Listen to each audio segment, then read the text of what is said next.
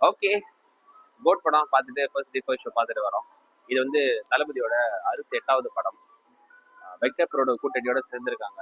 எப்போதுமே வந்து வெங்கட் பிரபுன்னு சொன்னாலே வந்து அவங்களோட படிப்பு எல்லாமே ரொம்ப சூப்பரா இருக்கும். ஸோ இதுல என்ன மேஜிக் பண்ணியிருக்க போறாங்க அப்படின்னு சொல்லிட்டு நம்ம வந்தோம். இதுக்கு வந்து நிறைய ப்ரொமோஷன் எதுவுமே பண்ணல. ஐ மீன் ஆரம்ப காலத்துல கிட்ட வரமோ இந்த லாஸ்ட் 1 வீக் பாத்தீங்கன்னா நிறைய இன்டர்வியூஸ் எல்லாம் கொடுத்தாங்க. அப்ப இதுல வந்து ஒரு சிலலாம் சொல்லியிருந்தாரு, இந்த படம் வந்து நீங்க மிஷன் இம்பாசிபிள், ஜேம்ஸ் பாண்ட் இந்த மாதிரி படம்லாம் பார்க்கணும், அதோட அந்த மாதிரி படம் வந்து நம்ம பண்ணியிருக்கோம் அப்படின்னு சொன்னாங்க. பட் நான் நினைச்சேன் என்ன அப்படி பண்ணியிருக்க போறாங்க.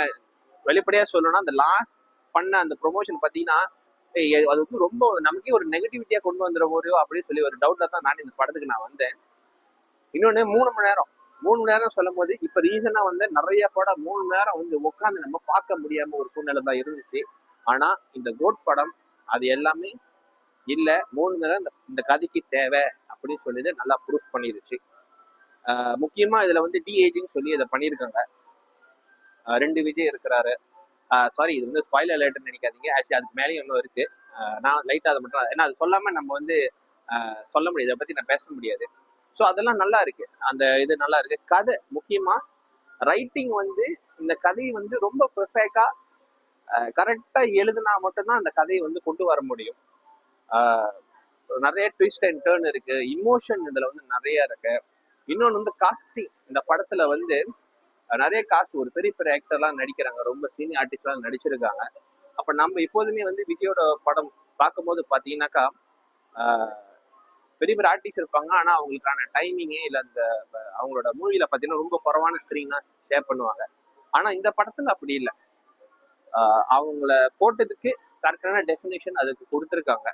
ஸோ அது வந்து ரொம்ப இம்பார்ட்டண்டா நம்ம வந்து பாக்குறேன்.